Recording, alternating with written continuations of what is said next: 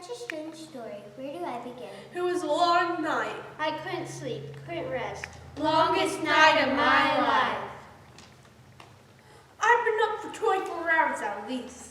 I hadn't slept in 2 days.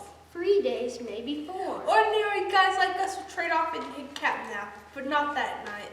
I was beginning to wonder if I'd ever find rest. I didn't know what I was going to do after. Guess it's probably 6 that morning.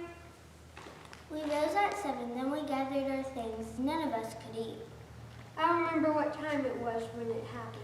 You gotta remember, there was this huge stone. We knew we would need the soldiers' help to move it. The place was sealed up. Only reason we were there was in case the ballers tried to pull something. Like we were going to do anything at that point. No way. We didn't know if they would help or not, but we had to finish the burial. All of a sudden, well, I don't know how to describe it, but there was this light.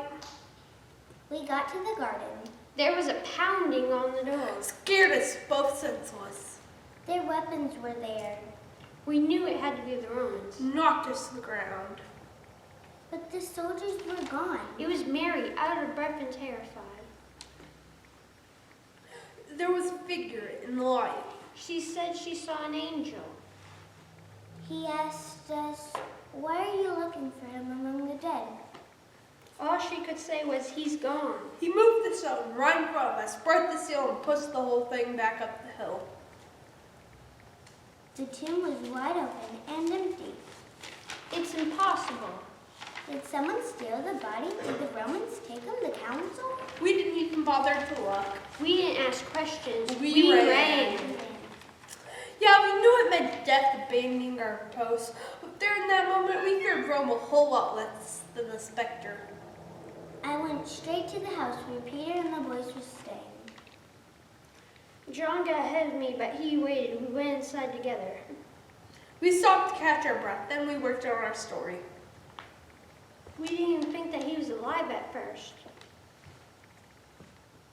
Could someone have taken him? It was the disciples. They took the body. We were being framed. But if it was the work of men, why did God send his messenger? It was the only logical explanation. There was nothing logical about what we saw. I went back to the garden.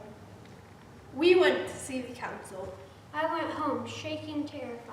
The council agreed to cover us, and they paid us to keep silent. Good luck with that. All I could think about was how I denied him 3 times, and now We weren't Jews. We had no faith in any, we had no real faith in any sort of God. He said to me, "Woman, why are you crying?"